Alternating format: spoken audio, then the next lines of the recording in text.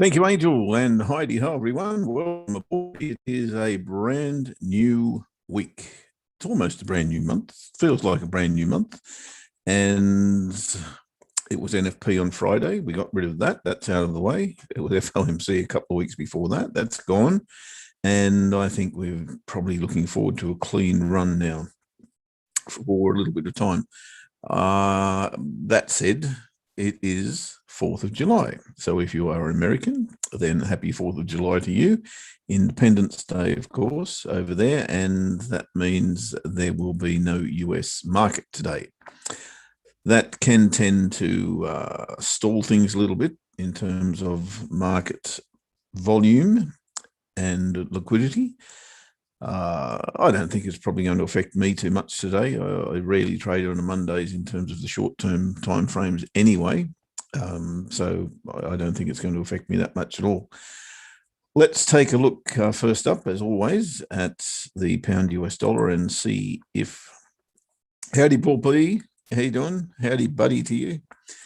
See if we're going to place a potential breakout on the pound US dollar today for the UK Open. Kind of changed the look just for today. I just want to feel like a change. I don't know why. So I've just changed my charts or the look of my charts. If I go colorblind, then you'll know why. I'm going to change it back. This is only on the preview. It's not on my trading charts yet because I don't feel that comfortable so to do. All right, so we've got a range most definitely today without question, and that would be interesting to trade just that breakout, but we're not trading the Asia session breakout. We're trading a 2-day breakout, and right now we would have to contend with 115 pip range, and our first take profit, or our take profit, it's all out at first resistance, which is only 26 pips. So, it's nearly 5 to 1, 4.5 to 1 against you. So I don't see that as a potential trade. And you'd be looking at DS2 down here. Again, 115 pip risk for a 42 pip. It's getting a little better, but it's still not great. So I don't see any reward available to us there. Whether the US holiday situation would actually play against that as well is also on my mind. So it's a no for the pound breakout trade today for me. Speaking of the pound, whilst we are there, I'm still in a short on the pound. And although we have taken first profit, that's all we've taken. And we're really looking a little bit bullish now. What to do? We do have a key reversal bar on the daily chart there from Friday. The weekly is kind of a rejection bar. Very interesting. We still do have a double top in play, however. Don't have a lower high. And we do have a lower low now. We don't have a lower high. That would tend to suggest to me that we are headed back in the high side here. Do I need to protect myself? Do I need to bank something?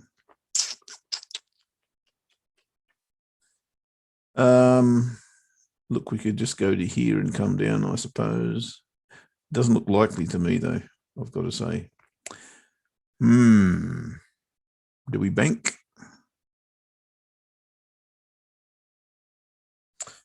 I kind of think we might bank a little bit more, just so this is a profitable trade rather than break even. The level I'm going to trail to is not to entry, but to there.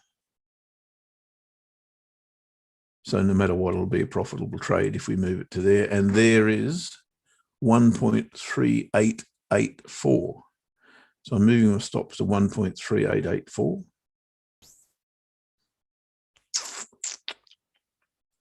.3884. Now that's likely to get hit.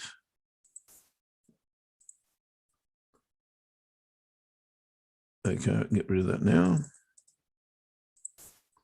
There we go. That is likely to get hit today, and I'm okay with that. As I said, it means it's a winning trade, and the likelihood of this now going probably to monthly pivot and test this last swing is strong.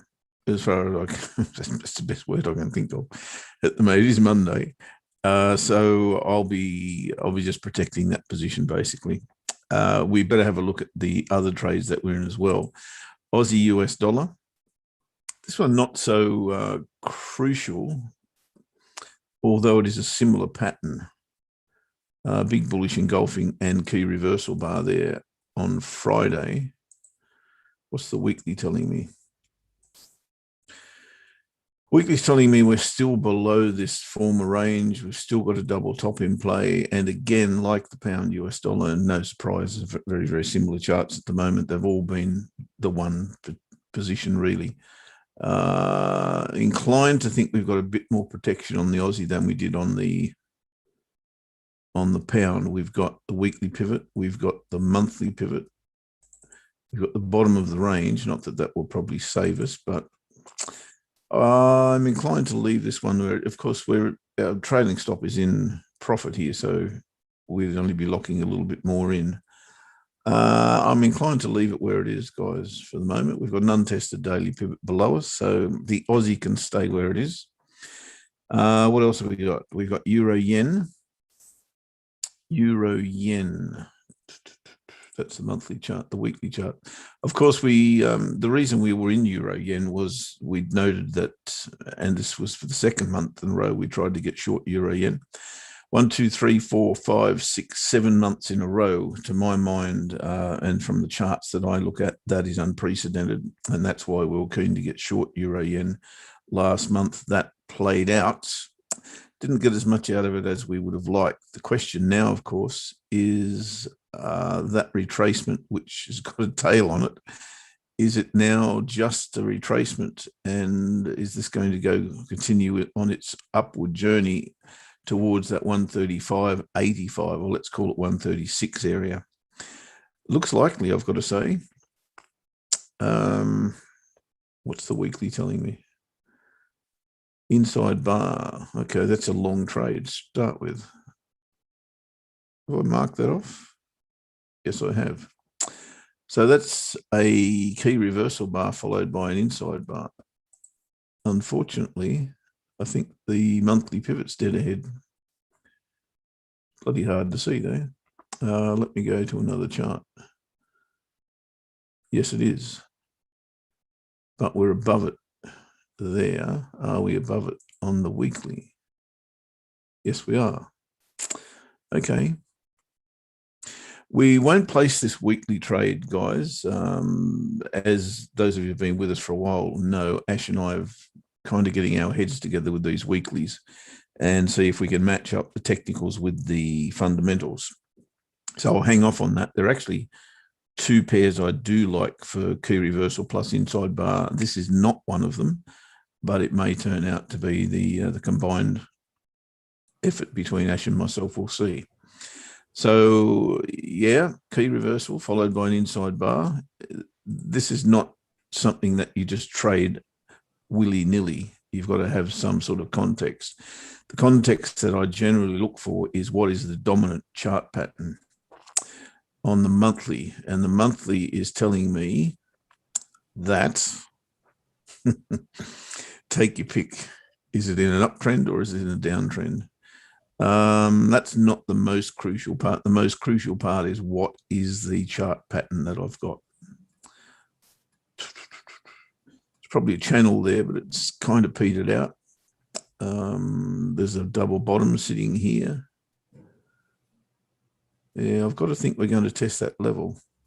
So I'm not against this, at all, Euro Yen, but I don't think it's the best of them. As I said, let's move on to the other trades that were in pound Kiwi.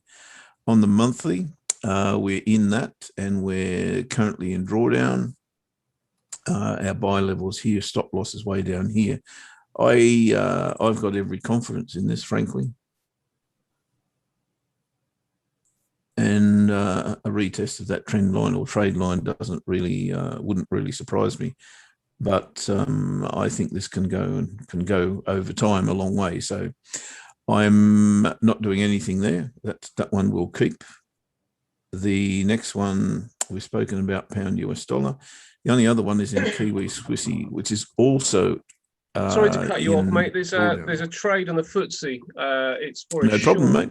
I'm going to try and get in. Hold on, let me just see if I can do this. Let me give you the levels just so you guys have got them, because the shortest here is 71.06. 71.06.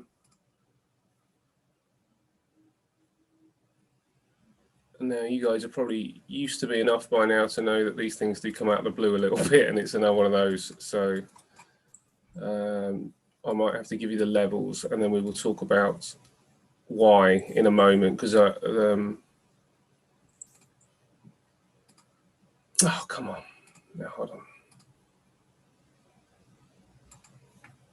Okay, my charts aren't playing ball. Not quite sure why, but for some reason they don't like to provide my templates at the minute where I need them. But anyway, let's not worry about that.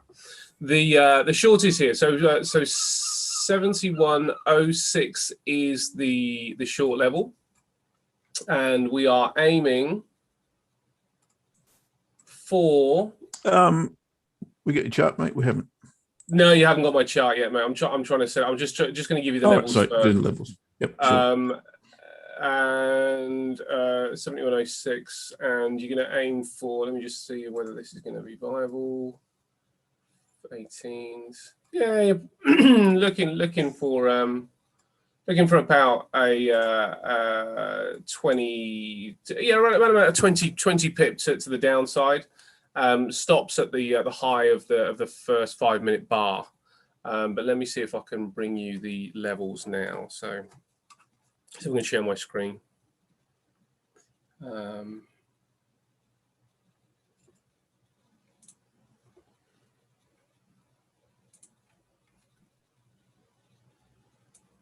Oh, this doesn't look too bad on here. Okay, let's do this.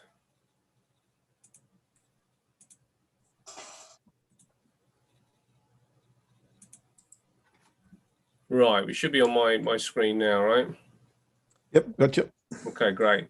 Okay, so yeah, you can see that the daily pivot is the area to put stops. Now I haven't gone in with too much leverage, so I'm not going to worry too much about my stops at this area. So I will just see what happens here. But this is our target down here. So we're looking at the entry at, looks like I've got a 71.04 actually. So we're aiming for the weekly pivot, stops at the daily pivot. Looks like a 1-to-1, and that's what we're after, okay? There are, I guess, some mitigating circumstances. Now, I don't know if I bring up my, let me just see if I can do this. Oh, I don't think I can actually. When I bring up my other screen, do you see it or not? Do you, when I bring this over here, what are you looking at now? Is it still the chart, or are you actually seeing Forex Factory? No, Forex Factory. Yep. Oh, great. Okay. All right. Well, let's talk about some of the reasons why this may well fail. And the first thing that I note is that these OPEC meetings are still kind of going on. You know, they're still in play. And there seems to be an issue with the UAE wanting something different to what everybody else wants. And Saudi Arabia, I don't think, are too keen on cutting, on giving the UAE what they want. And I think what's happening is the UAE want to increase production beyond everybody else. I think they want to bring their quota higher, maybe as a nation that doesn't produce as much. I'm not quite sure why, but I know that there's a little bit of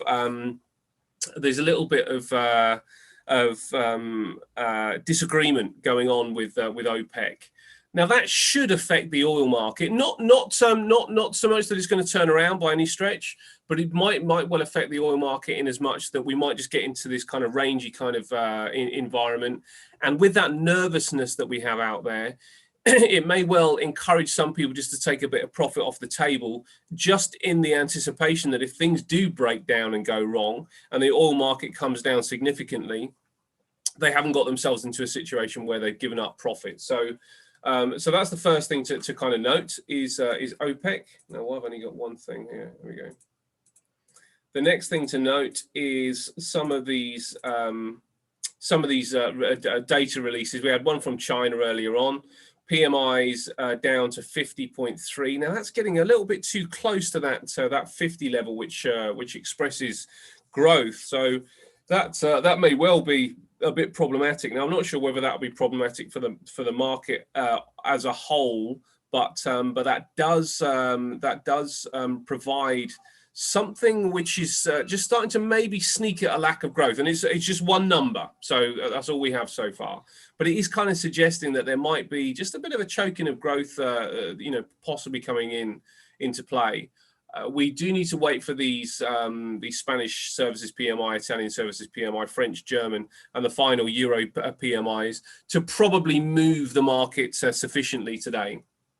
I think that first contact is at or near the weekly pivot, which is why I'll come out there. But these markets are quite overcooked, and we're now in July, and there's a chance that there may well be a longer term run to the downside with the FTSE and all others. But we're not trading that way with this strategy. We're just looking for first contact. So that's what we're going to try and do: get our profit nice and early. But if these services PMIs also possibly back up the Chinese numbers of that lack of growth, then we might start to see a bit of negativity just kind of starting to step into the market. But we'll see on that. The numbers from Friday, I guess you've had a look at those, mate. That the jobs numbers from Friday from the United States, not conducive to a stronger dollar, and I've seen that weaker dollar just step in a little bit, and just seen gold. I mean, I guess in a way we'll cover all those other little bits and pieces later on, but. The dollar's still a lottery ticket for mine, Yeah, it really is. Yeah, I completely agree. But we'll come to it later anyway, because I know you're still going through you're just updating everybody on the market. But we are FTSE 100 short. The reasons are maybe going to start to build up. We'll look at these European PMIs in a moment and see if they've moved the market at all in our favour. But certainly the Chinese numbers and the OPEC story, I think, is probably enough of a driver to at least cage us in between daily and weekly pivots. And that's why I've decided to choose that particular range to trade in. Cool. Are we in? And we're in. Yeah, we're in. So here's our weekly pivots. It's our daily to weekly pivots squeeze going on here. Nice 5-minute bar as well for an entry. Shows where we should be looking to enter on. And then just look to take profit down, sort of near the lows down there.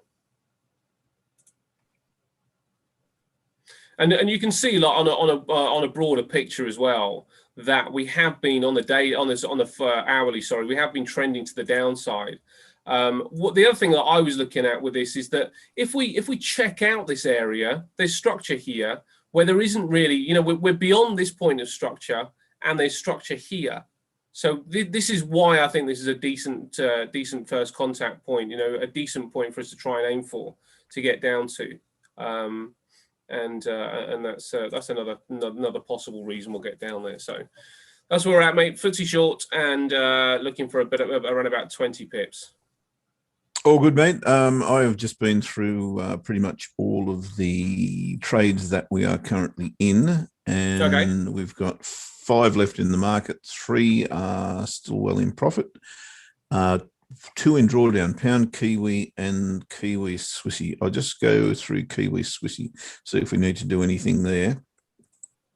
And I think you do have an option here on Kiwi Swissy if you're in this trade with me. All I've got to do is find the dash thing. There it is. So here's what we traded. We traded this bar here. Sorry, no, we didn't. We traded this on a weekly. Can't remember now. Daily chart. This bar here. Okay. So we got entered. We got TP1 minus 0 point something of a pip. And like I always say, if that happens to me overnight, and well, it happens to me at all, and I miss it by a pip or 1.2 pips or 2 pips or something like that, then I move my stops to entry immediately. Now, I didn't really get that option because the market gapped, and when we woke up on Thursday morning, I think it was, can't quite remember, we had gapped up and we were over where I wanted to, pardon me, where our entry level was. Now, since then, we haven't had much joy in this. Now, interesting, this level that we're currently at. And if we get through here, I think we're in a bit of bother. I think we will go on and put in a new high here. We have now got potentially a higher low on the double bottom. We have got a potential right shoulder on the left shoulder head scenario. The trend line that we're about to approach is friendly for us, but you're in a bit of a jam here. You really are. I'm inclined to leave it because we are at a resistance level, and I'll make another decision on that a little bit later. It may be too late once it gets through this level. It may. It's hard to say. But if you're not comfortable with it, as always, you can take something off the table, or you can, of course. 2 pips for you, Lewis. You missed the TP one. If you're uncomfortable with it, then either A, get something off the table, or B, get out. You're about halfway between entry and stop loss at this point. So whatever you risk, you'd be losing half of that if you close it now. I'm going to leave this because we are at a resistance level and see what happens. If we can put in a lower high here, we may even get another low, a lower low. We'll see. So that's the only one we're in bother with. As I said, pound Kiwi, I think that's got a long way to go. So we're not concerned about that. Now, Ash, if you're paying attention, we'll get into the weekly stuff. And if something tweaks your well, there is something that really tweaks my interest this week, mate, and it's the yen. The yen. Yeah, it's all over here. Yeah, I've got 1, 2, 3, 4, 5 pairs. You got 5 pairs for the yen, have you? Mm-hmm. That you're in? No. Oh, that you'd like to consider. I mean, we talked about the euro yen, and it's still probably my favourite of the lot for a short. But the yen looks solid. I mean, it looks like it's going to be the outperformer, and it might be the outperformer for a month or so. Really? But wow. Yeah, I mean, it's possible. The COT data is very good. It's the seasonals that are suggesting that that the yen could be solid for quite some time. So yeah, very, very much like the yen, and it's just I guess picking it against the right currency is going to be some of the trick, but I think it may well be pretty positive against the majority anyway. So it might be tough to pick the wrong one regardless. I like the fundamentals as well from Japan, which would suggest a stronger currency. So the ducks are in alignment for the yen. Interesting. They're not according to the charts. So okay, all right. Well, that's a good thing, isn't it? Because that means we're waiting. Let's have a look and see what we can find. I go, of course, to the weekly charts and see what we can snavel out. First of them is Aussie yen, as you would expect, because it's up the top. That's given me a key reversal bar and an inside bar last week. Now that, if you put it into context from a technical perspective, needs to be following either the trend or the chart pattern on the bigger time frame. So in other words, the primary trend or the primary chart pattern. Now the chart pattern that I see, the most recent chart pattern that I see is this inverted head and shoulders. Neckline break, no retest. That's interesting. Apart from that, it's a little bit difficult. I can see a double top here, lower low, lower high, lower low. No, yeah, lower high, lower low. Now we've gone into higher high, higher low, higher high. So, technically, it's not clear to me where we're at. I totally see the inverted head and shoulders, but I also see that we haven't come back and tested the neckline. So I would probably say on balance that this is in an uptrend, and therefore the key reversal bar followed by an inside bar probably is interesting. We're right up near the top of that range, though, of course. So it makes it a little bit difficult. There's a trend line coming through here that we're approaching as well. I would say this is not the one for me. Is that the Aussie? That's Aussie yen, yeah. Yeah, yeah. Then down I think that's fair, mate. I to think that would be a fair assessment. You know, not to particularly love it against the Aussie. You know, I mean, I was trying to get it against the Aussie for a while. I still like it, and I still like the break of that little rising wedge you've got up the top there. Looks like a pretty decent rising wedge right at the top of the chart pattern. Yeah, and it looks like we've had a retest of that level and coming down further. Would look good, but if we don't have the rest of the picture from what you're seeing, then we don't go with that one. So what else can we roll to? well, CAD yen's the next one. CAD yen, interesting. Okay, so this could be dependent on this OPEC story, and I suspect if the OPEC story does, do you know, mate? I don't know if you've noticed this, but have you seen how high oil has been? Where the high is on oil? In terms of the actual level, or in terms of previous? In terms of where we are, sort of like over the last week, what's been the actual high? Okay, around about 76. Yeah, we've got a little bit to go. Not much though. What's that spike? What's that high of that spike there? Yeah, it's not even 76, 75, 78. Okay, all right. You've got different numbers to me. All right. So we're still a little ways. Okay, my high on WCI that we reached is 76.19. Oh, okay. So it's getting there, mate. And I would say, you know, you probably got $1 at least as a margin of error. Okay, fair enough. That's interesting. So it's getting close, and this is maybe we now have a catalyst. That's what we've been waiting for. You know, what's going to be the catalyst to kind of bring oil down? Is it possible that we're starting to see it with this OPEC meeting? Could there be? I don't know. I mean, I suppose if they don't come to a deal and they don't come to an agreement, the chances are we just revert to where we were, so that the supply remains where it is. So oil could continue to go higher.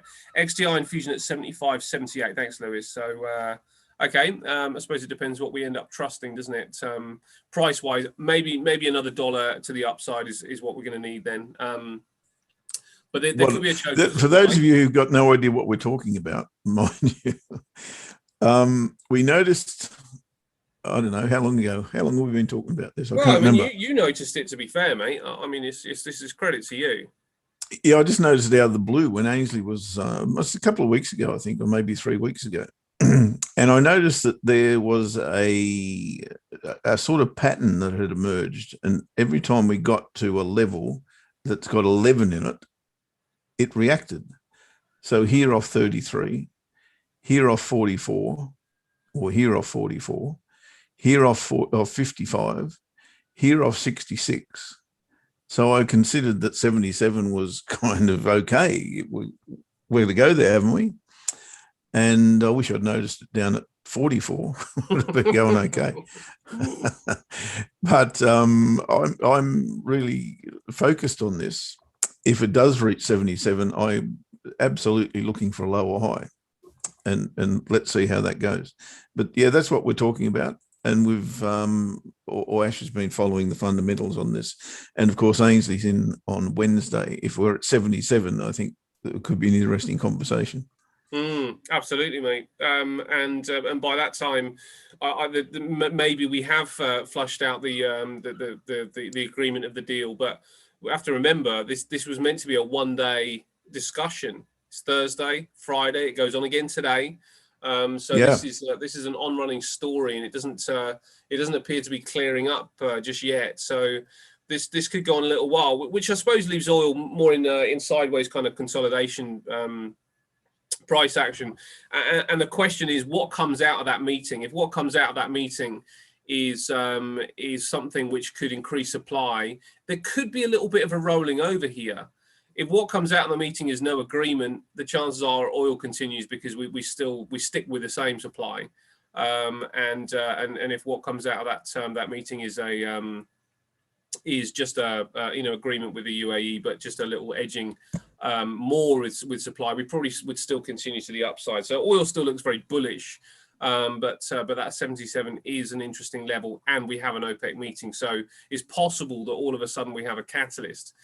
Of course, COVID might be the catalyst. We don't know, because that seems to be taking hold again in many nations. Discussing that with Paul yesterday. What's interesting is that the numbers of cases are increasing with COVID, but the hospitalizations, certainly in this country, have decreased from the last, from last year's numbers, when the numbers were equally as high. Hospitalizations have decreased, and that's really the metric that needs to be followed. The government, in my opinion, are only bothered about the NHS. Can they handle the influx of patients? If they can, everything's going to open back up as normal. As long as people are being hospitalized. I think that's right. Because people get sick, right? I mean, I suppose that's the thing. But maybe because otherwise you would close it down every time there was a flu, flu going through the country. And as long as people aren't overrunning the NHS and we can handle it, then I guess they're looking for the herd immunity thing now. And I think that's going to be. It's not a pandemic anymore. It's an endemic, I believe. Or I think you're right. We're just going to have to treat it exactly like the flu. Yeah. It's a big bug. Anyway, what's and as Lewis points out, the last highest high that we've got back in 2018 is bang on that level, 77. Yes. So actually, regardless of whether you've got the 11 number, that is going to resist surely. If it's our last highest high, we're going to have a reaction in this area. One would think so, absolutely. Yeah, you think there'll be some profit taking. So back to our currencies. The Rio Tinto. Now, I watch Rio Tinto quite closely because it is a commodity-driven company that is working over in Australia, and I watch them in comparison to the Aussie. And where you don't like the Aussie for downside, Rio Tinto are currently up 1% today, would suggest to me that you may well be on the money, and I probably wouldn't want to go near it until I saw Rio Tinto also rolling over as a bit of a kind of correlated stock. It's very loose. I mean, that is a very, very kind of tenuous link that I've made, but it might be just enough to say, let's move on to another one. So then we move on to the CAD, and we move on to the CAD with interest because of this OPEC meeting, and this could also be a bit of a driver for some CAD downside. So what does the chart look like with a CAD? Yeah, look, it's not dissimilar, except that we're at a pretty strong resistance level here. It's 92 cents at this level, and we've been here before and it didn't like it before, and we've been above it before and it stayed there for a while, and then we got back below it and we couldn't get back above it, and that's been the case since 2015. So that's interesting, and we came straight back off it once we got there 1, 2, 3, 4, 5, 6, 7 weeks ago. Didn't quite make it, as you say. If you allow maybe a dollar or two or whatever these things are, cents, I think they are, then you can kind of go with maybe this is getting a little bit tired, but gee whiz, I'd be wanting to see something of a reversal pattern before I got into this, I believe. And right now, I don't see that, not on that chart anyway. Daily looks like a bit of a rollover. I get that part. There's a trend line going down here. That's been broken and retested. So to me, it's not yet looking like it's a short, I've got to say. Okay. Possible one though? Definitely to keep your eye on. This is interesting. I think if we broke that, if we got above it and then got underneath it, then we start to get interested. I tell you the one issue that that the yen has got. I mean, I like the fundamentals, I like the COT data, I like the seasonality. The issue that it's got is that just thinking. Kuroda has announced really that he will be very accommodative if things don't pick up the way that they'd like to in Japan, because things have slowed really worldwide, and maybe the yen moving to the upside could be indicative of just a little bit of concern that's coming into the market, because I think there is concern. We've got earnings seasons coming up as well, and we've had some blowout numbers up until this point. Can they continue? Again, this may well add to the picture here. So we're not really sure about the CAD. We're not sure about the Aussie. Euro, how about the euro, and how about the dollar actually as well? Yeah, euro's next one. And this looks a little bit more interesting.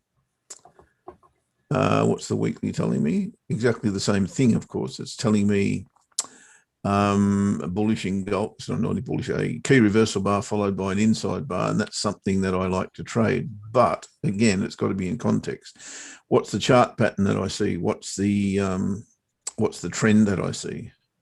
I can see a double bottom here. I can see not much more than that, frankly. If I go a little bit wider, and that won't come across.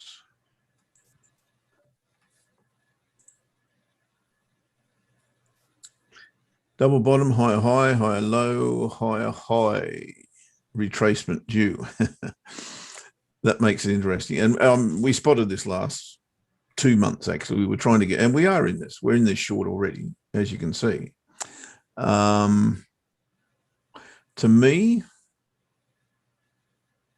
that bearish engulfing bar is interesting on the monthly chart from last week. It's not that good because it didn't close on its low.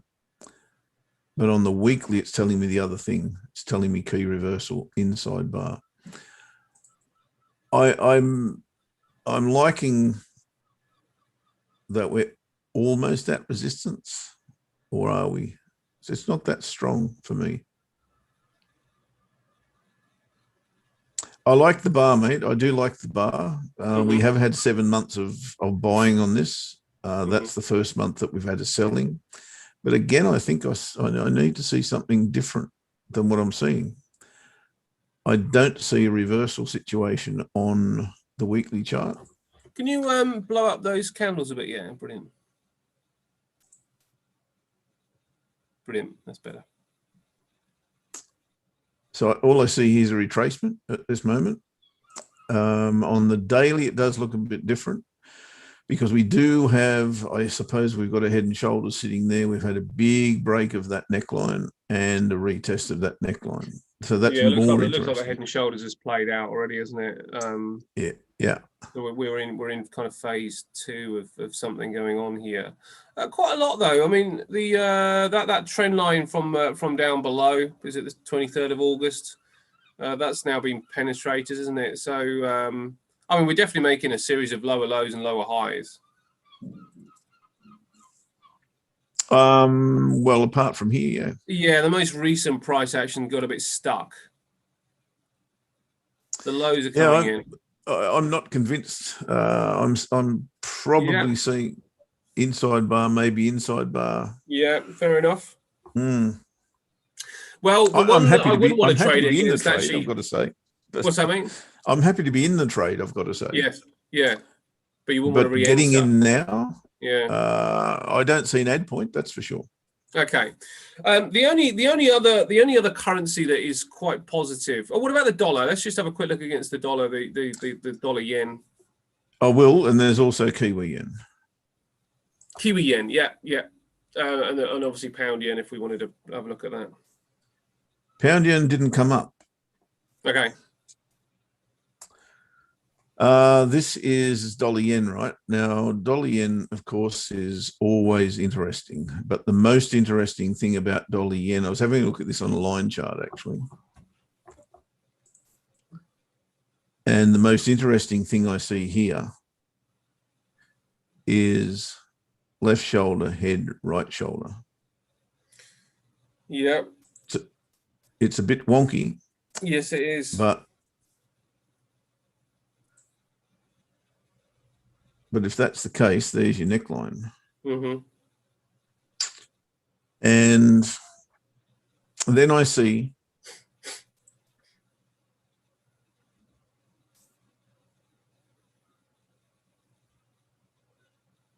it's hard to get that accurate because of the watching. Then I see that.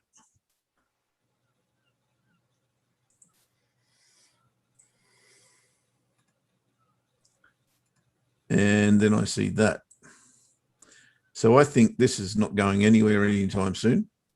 I think it's just range bound until such times as something happens. I don't know what that could be.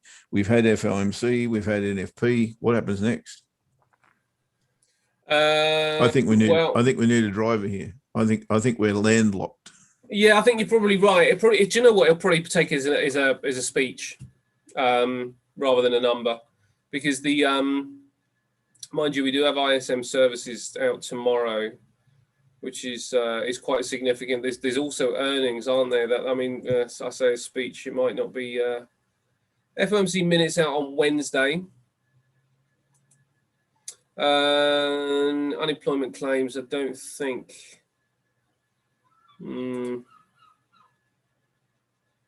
Yeah, there's no major things this week. ISM could be a bit of a driver. There's some jobs numbers as well this week. So we could be looking at a fairly kind of benign week for price action. Mate, it might be a bit tricky. Yeah, I think we're landlocked, and I don't see this going anywhere, frankly. But of course, anything can happen. Today, I wouldn't expect it to go anywhere because it's Firecracker Day, of course. But we'll see. That was yesterday. No, it's only the 4th there now. But, they're sleeping now, aren't they? Yeah. Oh, yeah, that's right. They'll wake up. No, they have a holiday today. Oh, they do? They're bank holidays today. Yeah. So they'll celebrate Monday. it. Yeah, they will. Yeah, I got you. Yeah. Okay, so we've got Firecracker Day. So yeah, maybe nothing going on. And to be fair, data's quite light right across the board anyway. Apart from this OPEC situation, and maybe that's another reason that we might see some profit taking in the markets. Global equities could see a bit of profit taking. So as far as the yen is concerned, the only thing I've got left is Kiwi yen. And that did come up as not a short, but a long. Oh, interesting. Let me go back to candles. Again, they're all the same. They're all telling me key reversal bar week before last and inside bar this last week just gone, which is a bullish signal for me. Now, again, it's got to be in context. And what I see here is once again an inverted head and shoulders, and once again a neckline break, but no retest. So I'm drawn to the downside. We're at a resistance level rather. And I'm also given the signal that we're going long. So again, what's the dominant pattern that I've got here? And the dominant pattern, have I got one? I've got a double top here. I've probably got a double bottom here. This to me is so hard to pick. Yes, I see the inverted head and shoulders. Yes, I see the break. No, I don't see the retest. So I'm really thinking that this is probably going to come down next. That's not what I wanted.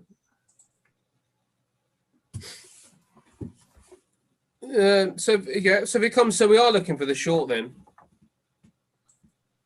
Look, I think so, but that's not what the current. Okay, so we don't have a setup. The current is telling me. The current setup, no. That's okay. Right.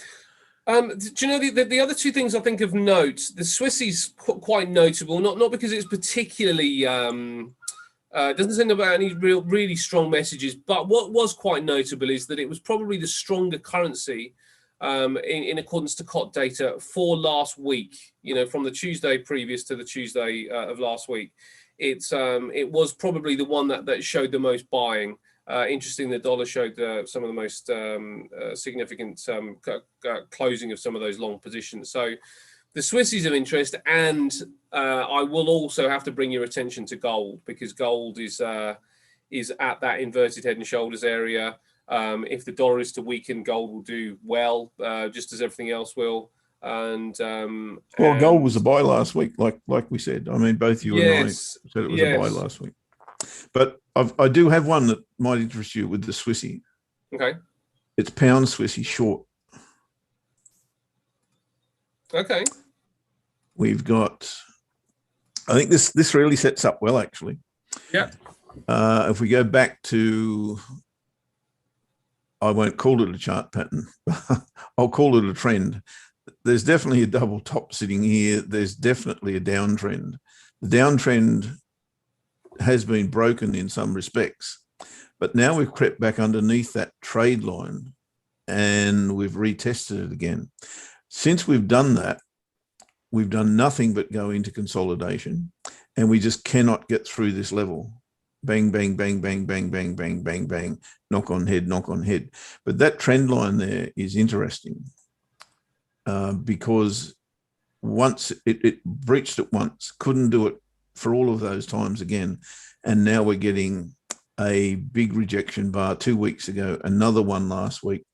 I think that one there, which again is a key reversal bar followed by an inside bar, which is a signal to go in that direction, wherever the candle's pointing. The candle's pointing short. We're coming off the top of the range. Even if I don't trade this on the weekly, I'll certainly be hunting it all week to get something off here to trade down the bottom. Don't really see that yet, because I'd like to see, maybe that bar there is interesting for a short, but you're at a support level. Much rather see it up here, I've got to say.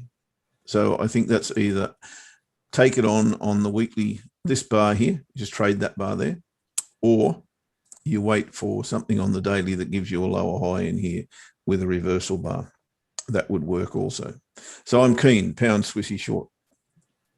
Yeah, I think that that would work for me too. I think that the data is quite supportive of the Swissy, so that would be okay. That would be okay.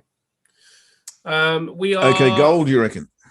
Yeah, well, gold's another one, mate. Yeah, I mean, gold's of interest just because we had that really good push to the downside. We've got the inverted head and shoulders on the weeklies. We had levels in different areas, didn't we? And I think that both of us thought that your trend line would be a decent target to aim for. My trend line was the closes, and yours was the highs. So yeah, you were here. You're up here. No, down. You're here. There, yeah. So we're right on top of that level as a oh, point. That's right. Yes, you got the bounce point. Yep. Yeah. So I like the bounce, and I like your level for a potential target area. And we were talking about the fact that this could be taken now on shorter term timeframes to aim for where that pivot is actually, where the pivot looks like it's sitting is a great target point. So I like gold. I think gold for some upside looks good to me. Well, it certainly looks the goods from that point of view. You've got to buy a bar there. Yeah, exactly. Right on top of that inverted head and shoulders. That's a really strong signal. That's something that I really like. This is the stuff I look for. Break a trend line, meeting an inverted head and shoulders, right shoulder, a nice bar, and I think probabilities are for it to go up. So stops at the lows. It looks good. It really does look good. Yeah, look, I agree 100%. When we saw that last week, I thought, well, it was on the daily chart. There was even a bar, I think, the trade, wasn't there? As I recall, that would have been last Wednesday when we were talking to Ainsley.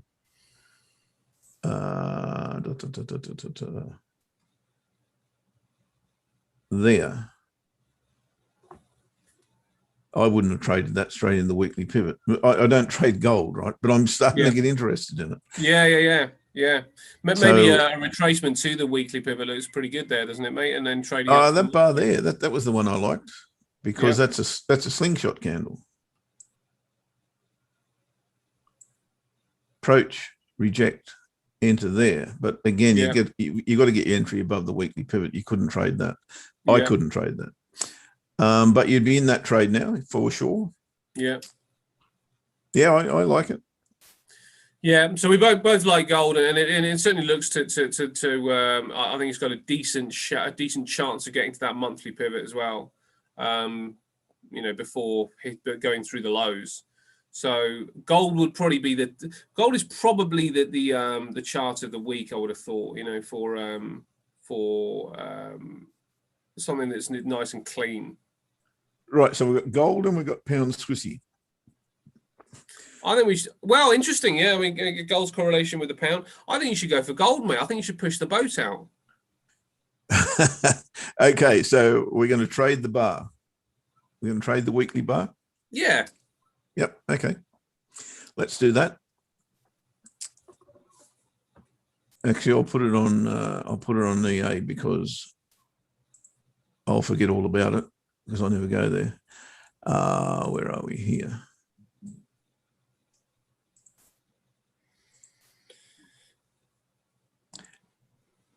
So where's it gone? Oh, I can't trade it on there. Okay. I don't have an EA on that account. Let me go with this one. Silver, gold.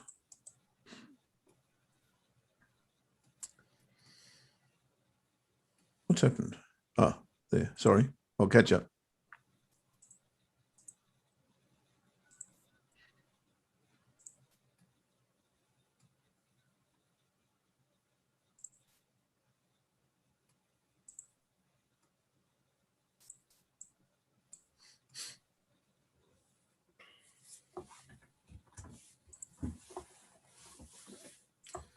Just that data out from Europe, and just checking those PMIs now. The Spanish PMIs came out pretty hot, 62.5.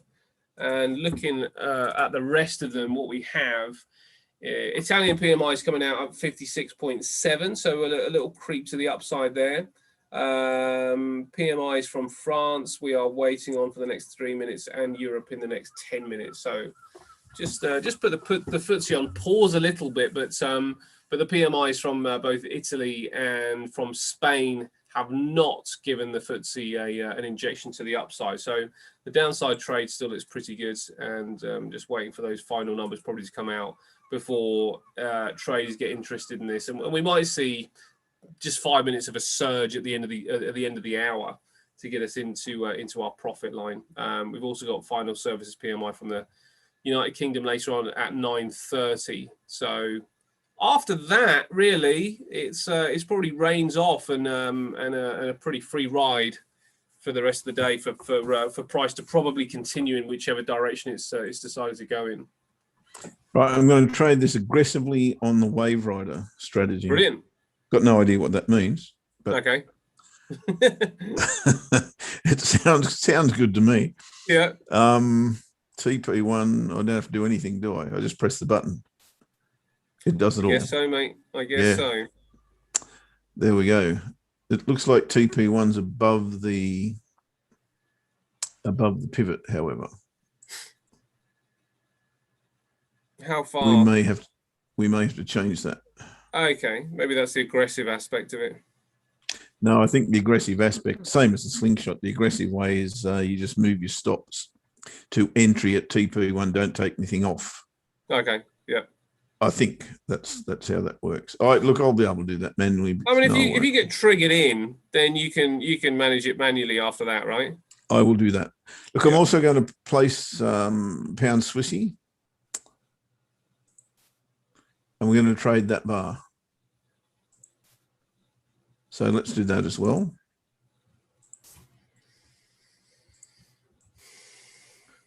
Now this one I'll trade my way. Where's it gone? There we go. So the entry level will be at 126.95.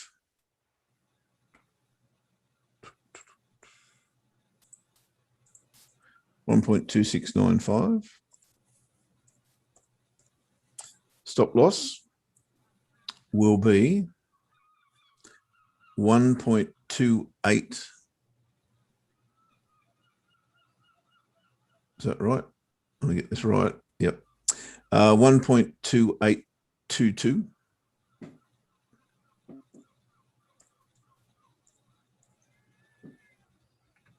And we'll get rid of that.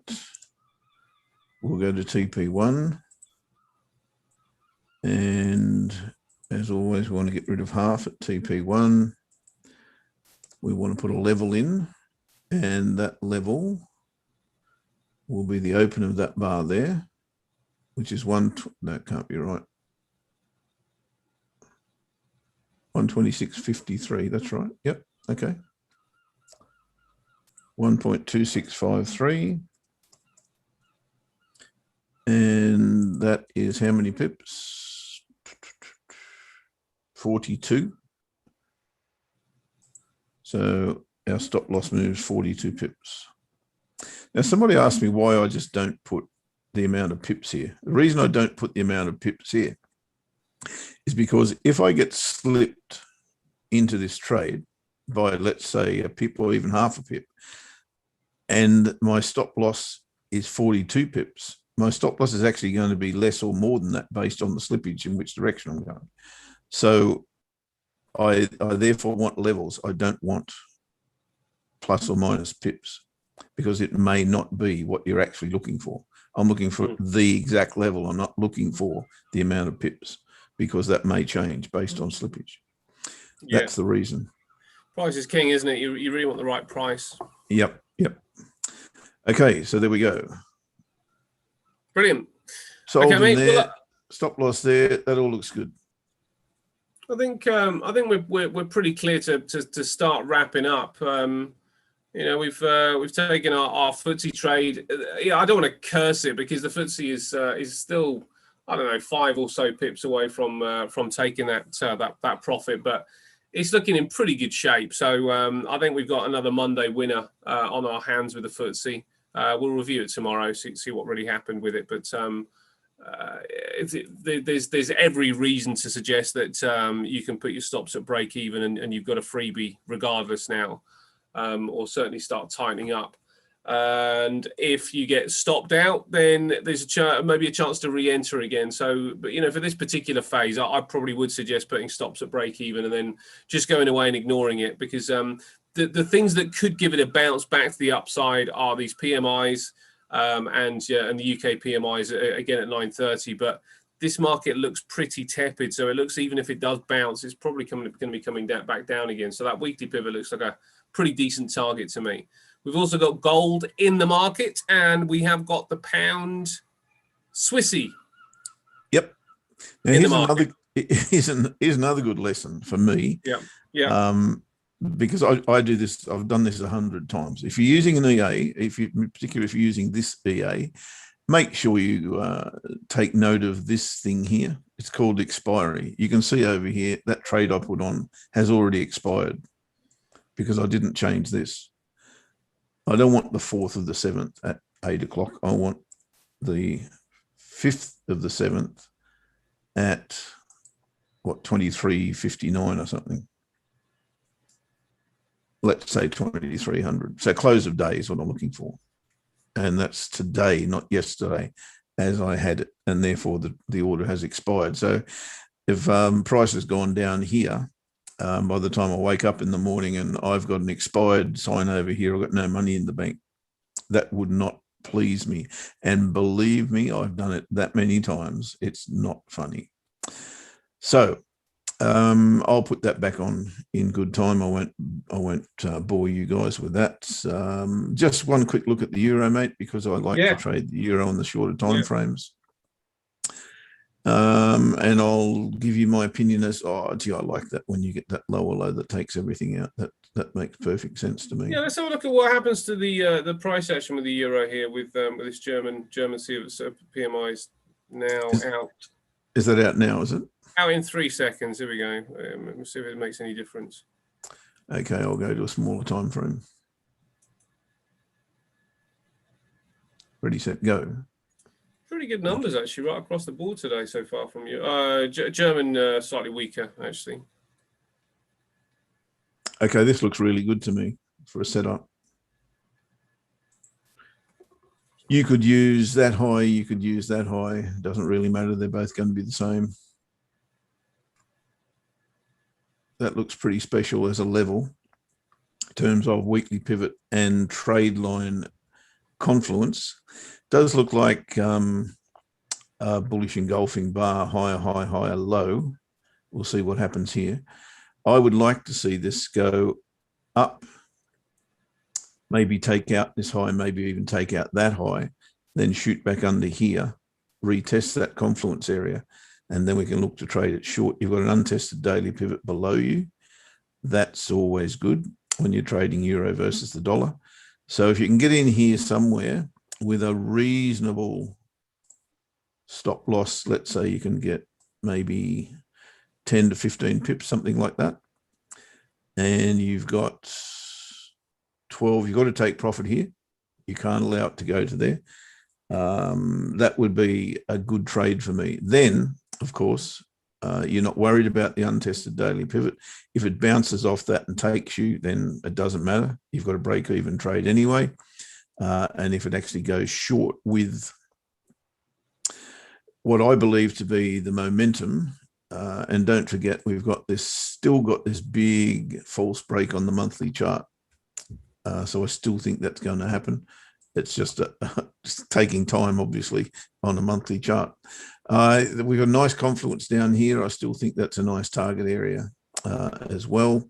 It's a little bit messy, this chart, I've got to say, to be honest. But we've had a break and retest of the pivots here as well. I like this for downside, and I think that would be an excellent opportunity if we do get that false break on the small time frame.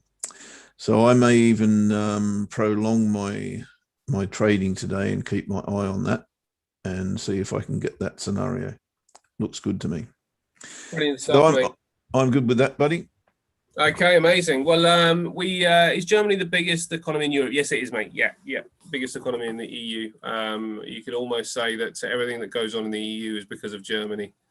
In some respects, they must be owed plenty of money, eh, by their European cousins. Oh, absolutely. They've certainly managed to carve out a pretty good deal for themselves, Germany, with the euro and the EU. So yes, they are the biggest economy. Now, we didn't talk about Bitcoin. We didn't talk about the fact that England slammed the Ukraine on the weekend, and they're going okay, eh? They're doing right, mate. Surprisingly so.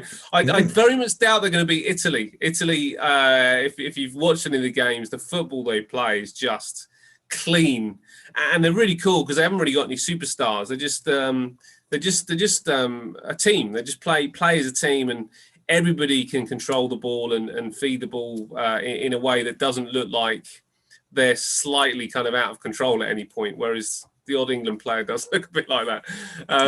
Problem is, like, they fall over in the box and get penalties in World Cup games against Australia. Pricks. Who's that? Italy? Italy, yeah. Italy are very good at that, yeah. And some people, certainly in Italy, I think they call it game management. Everywhere else in the world, they call it cheating. But you know what? They win, and if that's what the referee kind of allows to happen, then what can one say? What can one say? Yeah, I mean, it must be getting towards the pointy end now, is it? What's that? Sorry. The Euros must be getting towards the pointy end now. But this weekend, yeah, we'll see it this weekend. We'll see this weekend. We'll know who the eventual winners are. I think games coming up on Tuesday and Wednesday next week, and I mean it should be an Italy England final. It should be. England should get through Denmark, but Denmark have had a renewed kind of vigor because their talisman, Christian Eriksen, collapsed in the first game and had a cardiac arrest on the pitch. Now he's pulled through and he's leaving hospital, I think, now. But it really did solidify the team spirit with Denmark, and they've become a very dangerous foe because of it. Not really considered as challengers, but they have really done something quite special, you know, to miss their best player and have that happen in front of them, and still kind of find the courage and team spirit to go and do what they've done is something impressive. I think they're many people's second team. So England have their work cut out. Sympathy vote. Yep, got it. Yeah, kind of. Or just, you know, people like a show of bravery, don't they? And they really have shown, I don't know, something quite beyond football, I suppose. But anyway, mate, we won't dwell on that too much. I'm just going to give you a last update on the final numbers. And from the Euro, we are seeing PMIs, services PMIs. So Germany services PMIs coming in at 57.5 with a forecast of 58.1 and a previous of 58.1. Overall services PMI from Europe coming in at 58.3, which is a beat of 0.3, previous numbers at 58. FTSE is about 4 pips away from the profit, I think. So that looks like it's in pretty good shape. I don't see that one turning around, so that's looking in pretty good shape for a Monday winner, as I say, mate. So decent start to the week, and we obviously have gold, we have the pound Swissy, and we're going to watch the euro closely. Thanks to everyone as always. And thank you to Angel for looking after us. Thank you to you, mate. I'll see you in the morning, as always, at same trade time, same trade channel, at 5 to 8 UK time. You bet. So don't be late, you guys. All right. Thank you for attending. Oh, that's from Angel. All right. Thank you, Angel. Thank you all. Thanks for being our trading buddies. We'll see you tomorrow. Bye-bye.